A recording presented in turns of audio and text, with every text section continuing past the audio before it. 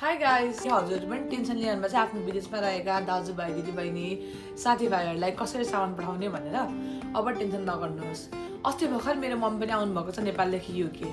अनि आउँदाखेरि त मम्मी एक्लैले त्यत्रो सामान लिएर आउनु सक्नुहुन्न। त्यही भएर चाहिँ मैले चाहिँ एउटा एकदमै भरपर्दो राम्रो सजिलो र एकदमै सस्तो कुरियर सुविधा पाएको छु। मेन कुरा त सामान आउँछ कि आउँदैन भन्ने कुराको रिस्क हो। नेपालबाट नहराउने हो कि न बिचबाट अब सामान गायब हुने हो कि त्यो कुराको रिस्क छैन।